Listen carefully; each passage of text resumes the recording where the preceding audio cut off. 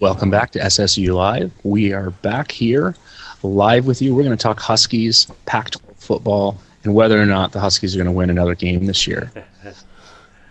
Line has been leading our Husky coverage here at Seattle Side Up. Brent, let's talk about this upcoming game with USC. And,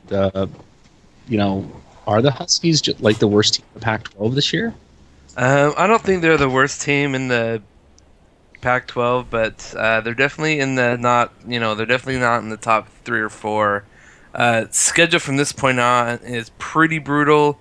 I don't see a winnable game until maybe the Arizona game, or maybe until the Apple Cup. So it's going to be pretty tough sledding for the Dogs from this point on. Okay. Well, I have some opinions on that. We'll get to mine.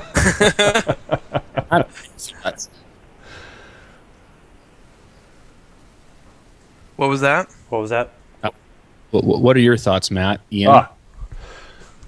Well, I have to agree. I mean, looking at the schedule here, I had it up a second. Here we go. At USC versus Oregon, at Stanford, then Arizona, then Utah. Pac-12 is stacked this year. I mean, none of them are top 10 teams in the nation, but they are all very, very dangerous. And I mean, it's not until the second to last game, Oregon State, that I see maybe UW has a chance. Of course, I'm a little biased being a Duck. You're not going to win the Duck game. That's guaranteed. But I don't know. I've been watching the Ducks a little bit this year. They might just cough that one up. If there was a year to get the Ducks, yeah, here it is, this right? This is the year if you're gonna beat the Ducks. So this is your opportunity, because going into next year, there's gonna be a new quarterback and a whole new way, and this might be your window. But the Dogs, I mean, it's a real rough conference this year. Everyone is complaining about the difficulty of their schedule, especially when you have a true freshman quarterback. I mean, yeah, let's not forget that. He's definitely having a trial by fire this year, and I think the schedule is pretty brutal on him too. Like I said, there's not a terrible team in the conference. I mean, even the Cougars are okay this year, and yeah, I just don't see them winning more than 1 or 2 the rest of the way. I mean, when the Golden Bears beat you, that tells you how much competition has come up. Right. I think the Pac-12 North actually comes down to that showdown between the Bears and Stanford this year. Yeah. How crazy is that? Yeah. That's Bears, very possible, yeah. Back in the league, possibly the best quarterback in the country. He can make all the throws. He makes all the right decisions. And he's going to rip everyone except for Stanford up from what I've seen. Arizona State, who knows what the crap's going on with them. Oregon State is a disaster. They're a dumpster heap right now as they have this new head coach. Yeah, and no idea where they're going. Exactly. Of course, you could say the same thing for the offensive coordinator for the Huskies. I mean, defense, I think, is decent, but who knows? The defense has turned out to be surprisingly a position of strength. The Dogs are definitely missing some skill players on offense. I mean, in my opinion, the best talent that the Dogs have, John Ross, is out for the season, and that was a big blow. Running game has also really struggled. Yeah. I mean, Ross could have helped him on that. I know they decided that they wanted to make him a defender, but he should have been, he's Miles Jack, in my opinion. I think he's equal of that talent from UCLA, Miles Jack. But so they were already set up with a little bit of hindered in terms of the skill playing. But I mean, I'm just blown away at how difficult the Pac-12 is this year. Everyone is coming up. It's great. I mean, it's good football. It's good for the conference. It's bad for the...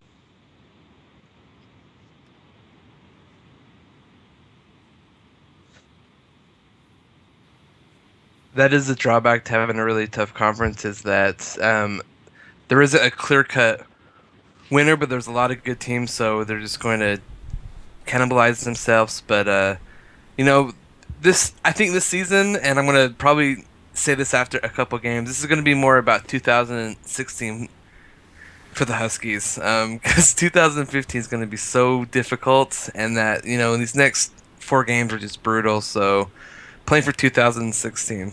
This is the first real recruiting class for the new coach, and yeah, you just got to give them a year to get seasoned, and I think they'll be much better next year.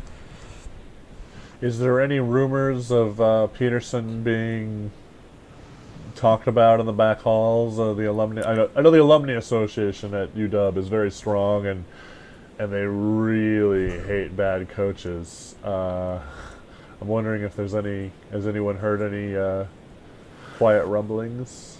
I would be really surprised. I mean, everyone understands how tough of a conference it is, and the quarterback situation, and kind of the whole transition from Sark. So I think he's going to have 3 years before anything gets too serious. Yeah, I mean, something like 10 of their 22 starters are freshmen this year. It's insane. I have a lot of friends that I talk to, for what the anecdotal evidence is worth. And I mean, if anyone is on the chopping block, it's the offensive coordinator, just because there doesn't seem to be any sort of identity to the offense. They don't know if they're going to be a spread team. They don't know if they're going to be a power team. They're going to be a run and shoot team. They're going to be shotgun. Like what the crap are they doing? And maybe part of that's just because they don't know what they have. But That's fair. But that's what spring game is for. That's what practice leading into the season is for. You pick an identity and go with it. That's what non-conference schedule is That for, too. Yeah. That Lindquist Wildcat. I mean, really? You know what I'd like to see? I'd like to see Lindquist come in, go under center, go play action, and chuck it as far as he can, because that would be a strategic surprise. Yeah. Instead of running the same play every time when he's in the game, yeah. I mean, I would actually like to see him kind of shake some things Like, up there. the defense just absolutely drop their jaw? Defenders see, oh, he's coming in the game. Cheat up. Maybe even start in that wildcat, but then shift a formation and do something conventional. Sure, and that's just an area that the Huskies have really struggled in. They haven't had any explosive plays this year. It's just a lot of small ball, and they're not really converting that well on third down, and that's going to catch up to them. But hopefully Brownie can start to push the ball down the field. The coaching staff will get a little bit more trust in him, because they need those explosive plays to kind of break things up, and then maybe the running game can get going. Yeah, I mean, I hope so. The run definitely has some, but who knows on that. So really, hey, I'm going to go kind of around the horn again here. Matt, when is the next game the Huskies will? Consulting my schedule, I want to say Saturday, November 21st at Oregon State in Potato Salad Stadium. Good old Research Research Stadium, and they make Yes, potato salad. yes. Yeah, whatever. Anyway, Potato Salad Stadium. I would tend to agree. I think November 21st at Oregon State will be their next win, and they will end up with that win, and that's it. So maybe a 4 or 3 win season. Ouch. Yep. Brutal.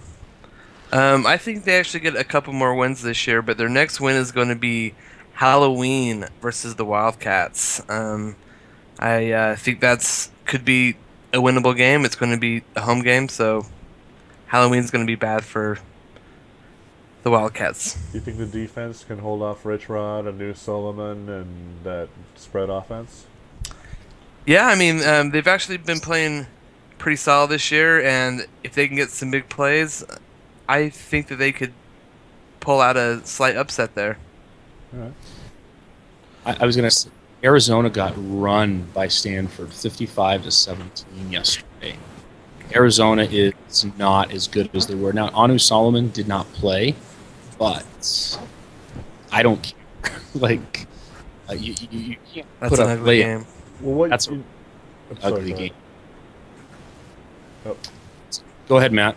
Okay, yeah, I was just gonna say, there's a reason why Stanford did that, and they are the Oregon, the anti-spread, they've been built on that model. There's a reason why they gave Oregon trouble all those years in a row. They're built to stop the spread. They're built to just physically grind those teams to dust. And they do it effectively. So them beating Arizona really isn't too big of a surprise in my mind. Oh, I'm not talking about them beating Arizona. Them beating them 55-17. That's the surprise. I mean, anytime you give up 50 points to a team, it's like Well, Utah's also been starting to copy that, emulating that Stanford Yeah. model, and that's why they did to Oregon what Yeah. they did a couple weeks ago, I think, too. Well, and like you said, I knew Solomon didn't play. When you don't have your starting quarterback, bad things happen, you know? I'm gonna go out on a huge limb here and say that the Huskies beat Utah for their next win. Ooh. Wow. Want to put money on Number that? 5 ranked Not Utah. that we condone gambling here at SSC. I'll even give you 3.5 on that one. Is Utah a top 25 team? I'm very not like close in that like I know people in the program, but like this is what I listen to on sports radio to and from work every single day. Is I listen to people talk about Utah football and BYU football. This team is good. They're top 25 good. They're not top 5 good. They're not that good. No. They've got a bunch of weaknesses, and they actually kind of dovetail to the Huskies' strengths. Okay. The other thing is that this team, their quarterback is a senior quarterback, but he hasn't been great ever. Like he's been good-ish, and this is like the first season he's ever shown anything for that. And the other thing is that actually the Huskies actually kind of have Utah's number, and it's at Huskies. That's true. That'd be Yeah, a it fun is. game. It's a trap game. So that's my prediction. The Huskies' next win is against Utah at Husky Stadium. All right, that's enough, I think, about the Huskies and you know what we're going to do here. I think we're going to wrap up this segment and come back and talk Seahawks football, the big Monday night showdown. Okay, everyone geared up for that? Oh, yeah. Oh, yeah. Okay, we'll be back in about 2 minutes. See y'all. We'll be right back.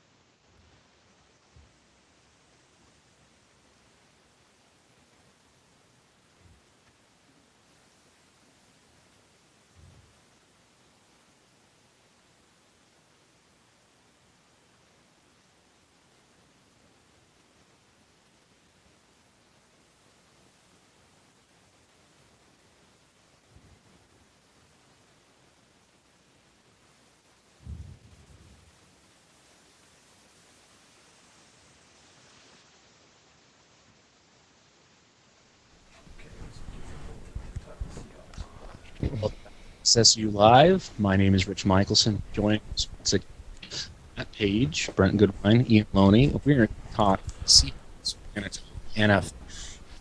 Get things started off. We have a huge Monday Night Football game kicking off tomorrow night. How are you guys feeling about that game against the 0-3 Lions? I'm feeling really good about this game. I think the Seahawks defense is like tailor-made for what's become a rather one-dimensional game over in Detroit. They don't seem to be able to run the ball at all, and I think the Legion of Boom is going to have a field day feasting on them in this one. I have to agree with Chancellor getting warmed up and eased back in. He'll be in the full flow this time.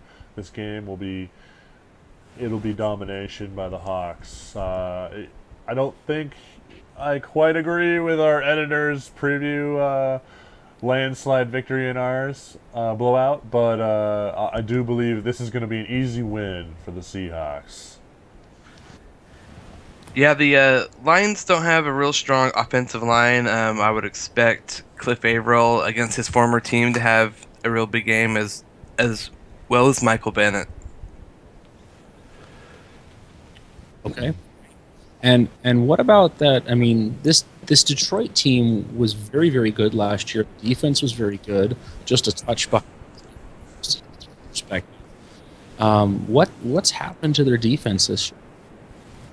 Well, the loss of Silas. Ndamukong Suh is a big thing. It's decimated their pass rush.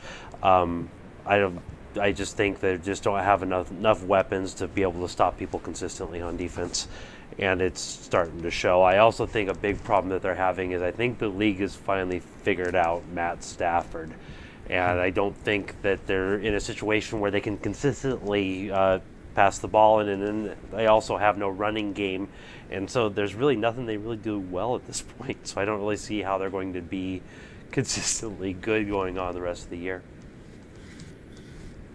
Well, offensively, Detroit has not been using Matt Stafford like they have in the past. Their best weapon in the past has been Megatron, of course, but Matt Stafford rolling out to the right or the left and just throwing the ball up, just launching it out of nowhere to anywhere, and Megatron just takes it and runs with it. Into triple coverage, yeah. Yeah, into quadruple coverage in the snow with, cheerleaders in the middle of the field and the marching band coming on. It doesn't matter. Megatron would pull it down, and that was by far their most potent weapon. And they haven't done any of that this season. And it's really made them really hesitant on offense. And the flip side of that is they drafted Amir Abdullah from Nebraska as a running back, a good threat to complement Joique Bell, and they've barely given him enough carries to really get effective. I mean, he's got something like 20 carries on the season with like 80-something yards, which is good if it's one game, but there's been 3 games so far. He's supposed to be their dynamic rushing threat that they were missing, and they're not using him. Yeah, and he looked really good in preseason, but they just haven't quite been able to work him out there within the field. And to go back to Megatron, even he isn't having his normal Calvin Johnson type of a season. So they have some pretty good tools on offense, but again, their offensive line just has really let them down a lot. They struggled against Denver and had to go to a really quick attack where they couldn't let Calvin Johnson or Golden Tate really get downfield. So they've just really been struggling to find a groove, and Seattle just feasts on team, Oh yeah. when there's some uncertainty like Who's that short receiver they had? That Golden something? I don't know what that guy's name is, but anyway. He just catches things that he shouldn't. Yeah, I hear he's okay too. So they have a lot of weapons on offense, and they might be able to find their groove at some point this week and make this a competitive game. We'll see, though. I don't know. I mean, like I said with Chancellor back, I mean, the Legion of Boom is completing it. I mean, watch out. And hopefully starting to find their groove this week, too.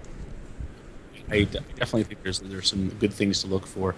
So basically, my takeaways in Ndamukong Suh is a second coming of Cortez Kennedy combined with the entire Steel Curtain defense. He was that important to Yes. Detroit. And throw in Brian Bosworth too. Brian, Okay. Brian Bosworth. Yes. Oh, okay, because I want the Boz, not like Yeah, you don't want Brian Bosworth. You want the Boz. Whatever. And it wasn't just Sue, also Nick Fairley is now in the rotation down in St. Louis, so that's a lot of talent to lose from that In the reserve. front line. And they were able to get Haloti Nagata, who's pretty solid, but he wasn't as good as he was 3 or 4 years ago, so that's a pretty big drop off in talent there. And against a team that's going to run the ball a lot, which they're probably going to see tomorrow night, that's really going to end up hurting them. Absolutely. You lose that presence in the middle of that line. I mean, yeah, like you said, Haloti Anada is good, but he's on the tail end of his career, and he's not what he once was. So on the Seahawks side of the ball, what do you guys think is with the offense? Do you think Marshawn's going to play this week? He's already been ruled out. Yeah, He's already been ruled out. Officially So do you think out. the running games are really going to be that solid? They're going to be that committed to it? Are they going to be consistent enough with the passing game, especially in the first half? That really has been a problem so far, and all those problems haven't gone away yet. And it does concern me a little bit still. Yeah, I actually wouldn't be surprised to see Russell Wilson get a lot of running yards tomorrow. Probably not on a lot of called plays, but I could see him rolling out a lot and picking up 80 to 100 yards tomorrow, especially with Lynch out. So I would expect a lot of number 3 tomorrow night. See, I'm the exact opposite. I think you're going to see a lot of Rawls. I think so too. Big showing from Mr. Rawls. He's very impressive. He's really impressed me the last couple weeks. What little I've seen of him, he runs with a ferocity that only in beast mode has and has had in the past as a Seahawk runner. Christine Michael, we carried him for how many years, and I never saw him even try half as hard. And it's impressive. The kid's got some tools, and he definitely knows this is his shot, and he's making the most of it. And I expect him to do pretty well tomorrow night. Sure, I think he had 106 yards on something like 14 or 15 carries last week. So Yep. He was very strong in the second half last week. And he was Showed very off. impressive after the first contact. His yards after contact were very, very high, which is what Lynch specializes Yeah, in. he was too. showing a lot of that same kind of elusiveness that Lynch has, where he doesn't take the hit square on and stuff like that. It really showed a lot of good things. But he's not Lynch, but yeah, he definitely showed a lot of good Sure. qualities. So I mean, I totally agree with you guys here. Here's the thing: you don't have Tom Cable on your staff as the as the the running game guru, as the offensive line coordinator, unless you want to play smash mouth football. You've got Russell Wilson, you've got Jimmy Graham, and obviously, I mean, I don't think he's Lynch. Who knows? We may all be wrong. He might be the the second coming of Marshawn Lynch, but he runs with a ferocity. He has that heart, that effort that obviously Christine Michael never did. Unfortunately, Robert Turbin got hurt, and so he's obviously not there to step in this year. But I mean, he looks way more than serviceable. He looks way more than just a threat. He looks like a genuine weapon. Russell Wilson, say what you will, there's certainly been criticism lobbed at him from various corners. Russell Wilson is a smart enough quarterback. He knows how to get everyone who is a legitimate threat, who's a legitimate weapon, involved in the offense. And I think at this point, he's in his 4th year. He's got a little more freedom within the offense. And he's got an offensive line that I would think that, yet another week, especially after being able to kind of sit back and tee off on Chicago in the second half, is going to be able to do the same kind of thing to a weak middle of Detroit. How do you guys feel about that? I think we'll have to wait and see. I think a lot of it depends on how well the offensive line blocks up front, and I think the offensive line is still a massive question mark. They're still trying to figure out how to play together. Some of them are still figuring out how to play offensive line at all because they're defensive players. And I think it's going to take. I don't think we're going to see this offensive line in its final form till at least week 8 or 9, honestly. And it's just going to take that long for them to start to gel. And I think there's going to be inconsistency until then. I have to agree. It's all on the offensive line. It's absolutely there. When you take away the All-Pro center who helped run that line and communicate with all the guards and tackles, and you put in a guy who's never been a center before, you're gonna have a bad time. And we have been. I think, like Ian said, though, they are beginning very slowly. They are beginning to gel, and they will be serviceable. Yeah, later on in the season. To expect huge numbers from a running back behind them right now, I don't think it's really realistic unless we're playing, Tampa Bay or, the Bears with everyone hurt like we did last week. It's given up 336 rushing yards so far this season. In 3 games, that's not a lot. Yeah. But That's over 100 yards a game. Total. But yeah, I guess it's an average amount. Sure. And They've only rushed for 135 yards. Detroit has. Well, yeah, Detroit cannot run the ball. That's been a issue. So that's far a pretty that's a pretty rough stat for Detroit right there. But having a guy like Marshawn Lynch always makes the offensive line look much better than it is, and they're not going to have that element, but they have the other thing that makes an offensive line look a lot better than they are, and that's a mobile quarterback. So I would expect RW to make a lot of time with his feet and to start to look for Graham a little bit more downfield and lock it on the underneath stuff, because those are 2 areas that Seattle is always going to have a mismatch on. Yeah, I agree. I think they need to keep Graham involved in the offense a lot. I think that will help open up the running game more because it'll keep him from packing the box. Strong safety able to cover him more. And yeah, it'll just create more opportunities for the offense in general. just run a tight end seam. It doesn't matter if we're going to throw to him or not. If Jimmy Graham is running straight up the center of the field, it's going to draw that attention. secondary is going to panic. Yeah, you can't defend that covered. pass It's either. better than him So blocking. yeah. Don't waste time with him trying to block. It doesn't work. Every time I see him lined up out there and then they have him block, he totally fails at it. Have him just run past the guy and run straight up the field, because then they have to worry that he's going to try to catch it. Yeah, Jimmy in the huddle. What do I do, Coach? You go long. Just That's it. run straight. Just go. Just go straight. It makes it easy for him, right? Yeah. And sometimes we'll throw to him, so Yeah. then they'll keep the defense honest. I would like to see Tyler Lockett, actually involved. I'd like to see him, being told basically just run that go pattern, just run that fly route down the field, like Quick slant. every play, because where has he gone? He's obviously helping us on special teams, but he's just disappeared in the passing game. A couple bubble screens here and there. That's about it. Yeah. Well, he's still a rookie. He's still like number 5 on the depth chart when it comes to the starting offense. You gotta remember that. But he's also clearly the fastest man on the offense. He's clearly got NFL speed. Oh, He clearly absolutely. has no problem catching the ball. What I'd like to see him, and I mean, how complicated is it to run straight down the field? It's not, but he's not on the field every play because he's, like I said, he's like number 5 on the depth chart. Yeah, he's not lining up out on the right edge with 2 wide receiver. Because we got Formation. Curse out there, or we Yep. got Baldwin out there. Yep. So, Well, actually, brings me up to the next question.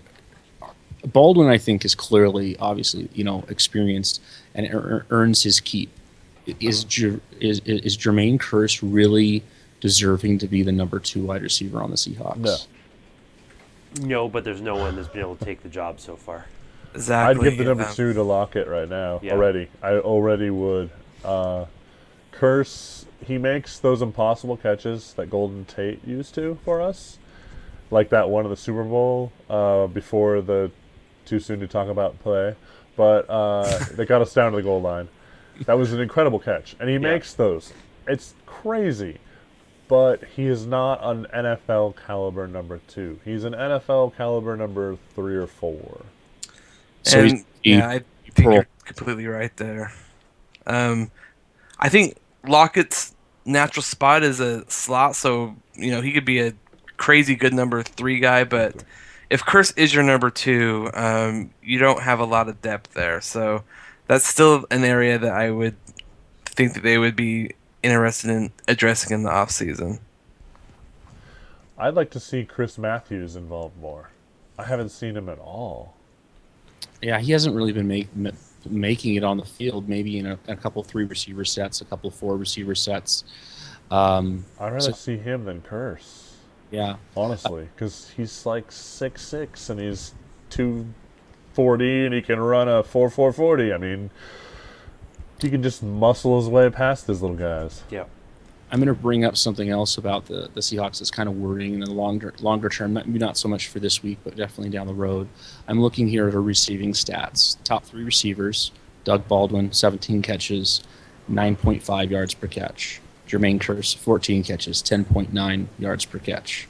Jimmy Graham, 14 catches, 10.4 yards per catch. Is that worrying? There's no deep threat. That is worrying. They do need to take more shots down the field. I think they have real deep threats. I mean, like you said, Lockett in particular. Graham on a seam route is very much a deep threat. I just think they're not trying them. And I think they need to try them because I think it will actually open all the underneath crap they're doing a lot more. You have to burn them once or twice to make them respect it. And Yeah, that's right. And Paul Richardson was supposed to be that deep threat, but I don't even think he's made it on the field. He's not back yet. he's not back from his knee yet. The other thing to think about is that's a different style of offense. We, by going to the short games and heavy on the run, we burn the clock. With our defense staying fresh, being the best defense in the game, that's how we win games. We control the clock. We control the pace of the game. We control the defensively too. I have to disagree with you there. You don't necessarily. Sorry, one second. Let me finish. You don't necessarily have to throw the deep passes. Go ahead, Ian. I was just saying I have to disagree with you there a little bit. I think under the entire Russell Wilson period, they've been perfectly willing to take 1, 2, or 3 shots down the field every game, and I think that's actually a change this year that they haven't been doing it so far, and I haven't quite understood it. Now, often it's off of play action. It's a little bit further into the game when they've already established the run, and maybe that's part of the problem, but I think they've been more than willing to take a few shots down the field over the course of the game over the last few years, and I think that's been an effective weapon of theirs. I'm going to come back to this. We do have a question from our audience, from Barbara Ann from Edmonds. Question: do I play Amir Abdullah versus the Seahawks defense? Go around the horn. Brent? Absolutely not. Ian? Yeah, he's not going to have a good game today. I would bench him if you have any kind of other viable option. Matt? If you had any other option, I'd go with it. Unfortunately, the Lions aren't using him enough, and until they figure out how good he really is and realize what they have, you're not going to get enough fantasy stats out of him. Okay, right now I'd start Chris Warren at running back before I start. I'd start Christine Michael too. All right. So back to this. I want to talk a little bit about the deep threat. One of the things, when you have Marshawn Lynch on the field, here's my thought. Maybe you're going to say that I'm sounding like a grandpa who's telling the kids to get on his lawn, but Seattle Seahawks, I want to see them line up with Jimmy Graham at the tight end position. I want to see them line up with a fullback actually in the backfield and Marshawn Lynch at the tailback spot. And I want to see them do like a run out of the actually bloody I formation, or, here's a shocker, do, a bootleg or just a straight up play action pass with a deep bomb. I mean, there's all sorts of things you can do because Marshawn Lynch has proven year over year that he is a tough, terribly hard runner to tackle. And even if it's the first play of the game, you better come up and cover those gaps. And that lets your receivers get behind the defense. Why haven't we seen that from the Seahawks? Why is this all this cutesy crap? Where is this running game we've seen the last 4 years with Marshawn Lynch? What the crap's happened to it? Well, the last couple of years, I think a lot of it, they've been going more and more to the read option style, and that tends to be single back. I do wonder a bit about it myself, though. I mean, before that, they ran a lot of I, especially before Max Strong retired. And I think they're carrying two fullbacks. There seems to be no real reason why they shouldn't be running a little bit more I formation and going under center at least sometimes. Maybe it's a protection issue for Russell Wilson. I don't know. I would like to see more of it, though.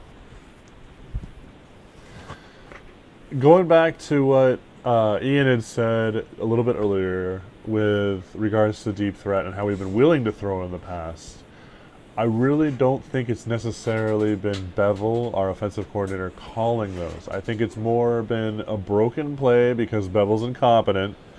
And I'm just going to be upfront. The dude's incompetent. I don't care. Anyway, it's been him absolutely blowing the call. Russell Wilson scrambling like mad 2 or 3 different ways, dodging defenders, and then just throwing the ball deep and getting lucky on a lot of those plays. I don't necessarily think it's been a play calling choice. I think it's more been Wilson showing his athleticism and improvisation skills. As for this year... Really quickly, Matt. Yeah. So Wilson is actually spectacular at the deep ball. He's one of the top 5 quarterbacks throwing the deep ball. It's the short game that he kind of is meh at. But keep on going. Yeah, no, I know that, and I'm saying it's because it has nothing to do with the play calling. Okay. I think it's more his athleticism, his talent coming out. As far as this year, the one complaint I do have is I see Marshawn lining up in the slot or out wide sometimes.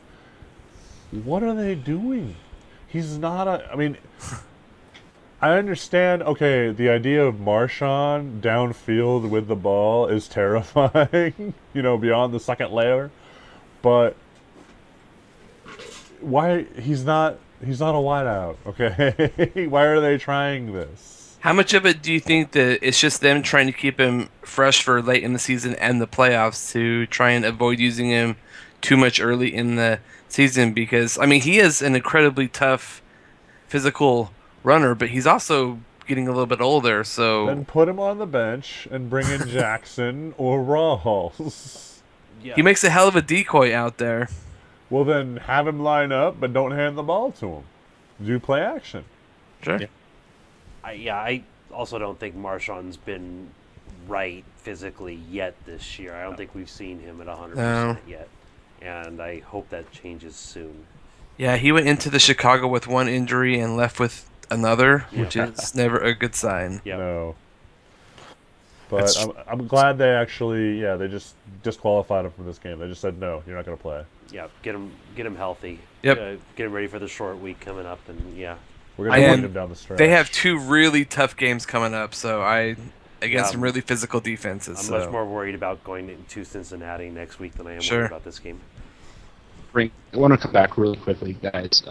What was it, you, Ian, or Brent? Someone said they're saving him or they're doing this. Okay, this is the NFL. You don't save anything. Every game, week to week, even against the crappy teams, right? Even against the teams that are 0-4, you had better bring your A game. Tell it to Bevel. Foot on their throat and push down hard. I mean, there's a reason that the Patriots this season have blown out a couple. Just because it's the NFL, you blow out teams when you can, because A, you don't know if you're ever going to get the chance again, and B, when you take your foot off the pedal, bad things tend to happen. Sure. Well, I just think that they're concerned about Marshawn's health long term, and they don't want him to aggravate anything by trying to play him, especially on a Monday night with a Sunday following in the short week. I think they're thinking about him long term more than they're thinking about taking the foot off the gas or anything like that. At least that's my thought. They don't want to wear him out. Yeah. I mean, we're going to need him in the playoffs. We're going to need him down the stretch when we play like 5 games against a conference in a row. You know, against the St. Louis Rams, who are Really looks pretty good today. Wow, they looked pretty good against Arizona today. Wow. And they have this guy named Todd Gurley that had a pretty good second half, so I think that kind of changes things in the NFC West. And that Gurley? defensive front seven is just scary good. Wasn't this Gurley's first game too? Second game, he had Okay. a couple carries last week. Insane. He had 100 yards in one quarter. I mean, this kid can play. And that defense, and we had trouble with them in week 1. Well, you see yeah. why. Yeah. Well, no, they're better now. They have a Yeah. running game. There's a reason you need a deep threat. It's to Exactly. combat defenses like the Rams that you have to respect them. You can't let them just come up and crowd their line of scrimmage and say, we're going to stop Russell Wilson running. We're going to stop Marshawn Lynch. We're going to ignore Jimmy Graham. We're going to ignore Tyler Lockett. We're going to ignore Doug Baldwin. Yeah. You know, I have to agree with Matt's point earlier. I really do think Bevel is misusing a lot of the talent on this roster. I mean, you've got a pure deep threat in Lockett who, I mean, look at rookie wide receivers in the past who are just really blazing fast who have had success. Like they don't know anything, they don't know route combinations, but they're basically told just about every play, just go deep, run a post, run a deep corner, run a post corner. I mean, run simple routes. They're not asked to do, multiple reads in the scheme of the offense. They're just asked to stretch the defense. Yep. You've got Doug Baldwin, who's experienced enough to do the complicated reads. You've got Jimmy Graham, who can do the same kind of a thing. And those three together on the field in the passing game should be able enough to terrify most defensive coordinators, never mind like slipping Marshawn Lynch out of the backfield on a screen pass, right? The other things you can do in the passing game, never mind Russell Wilson just tucking the ball and running. I mean, we've got talent. I think it's being misused. Absolutely. Bubble screens. Too many bubble screens. Screens are the death of the Seahawks. Bubble screens work in college because defenses are just terrible in college. They do not work in the pros. No, Pete Carroll should take the fact that 2 of his defensive coordinators now are head coaches somewhere else, but Bevel's still here. That should be a sign at this point. It's time to get rid of him. Time to get a new OC. Yep. Yeah. The other thing is that bubble Absolutely. screen is down by backside defensive ends who run from the far side of the formation all the way across all the time on bubble screens. So they don't work super effectively in the NFL. No. But let's go around the horn. The one thing you hope the Seahawks do and a prediction for the game. We're going to start with Brent. Well, as far as hope to see, I really do hope to see them throw the ball downfield. I know that's what we've been talking about for the last couple of minutes, but it would be nice to see them kind of commit to stretching that field out. And as far as the prediction goes, I don't think it's going to be close at all. 37-13. Matt, what are your thoughts? I'd love to see him just keep feeding the ball to Rawls. I want it to be the Rawls show. Get Jimmy involved and everything, but realistically, I want to see what Rawls can do. And, whether he's the heir apparent, whether whatever, I just want to see him. I want to see him play. I'm a big fan of the guy. As far as prediction goes, I'm going to say it's going to be a little closer. I'm going to say 30-21. But Hawks win. What I want to see is the Legion of Boom really show its steel this week. I want to see they don't have an interception yet this year. I want to see at least 2. I want them to just put the fear of God into Matthew Stafford this week and really show him and show the entire NFL that the Seahawks are back. I think the game will be fairly close, but not too much. I think 27-17 sounds about right. Well, all right then. Thanks for that, guys. What I was going to say is that my prediction is, or the thing that I would like to see is a conventional offensive formation on the offensive side. On the defense, I'd like to see a blitz, just a couple blitzes. I don't think this is close. Detroit can't run the ball. If you can't run the ball, you can't beat the Seahawks. End of story. End of story. This isn't close. We're going to turn the ball over 3 times, intercept them. I say 37-3. Oh, Ooh.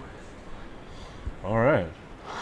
All right, guys. Well, it's been a great show. Thanks for taking the time to, do this with us. Once again, my name is Rich Michelson, and on behalf of Matt Page, Brenton Goodwine, and Ian Loney, we're signing off here, SSIU. Follow us at SeattleSideUp.com. Follow us on Twitter at SeattleSideUp. And check out our website. Yep, see all the information that Matt's pointing to. Check us out all there. Thanks so much, guys. Have a great night.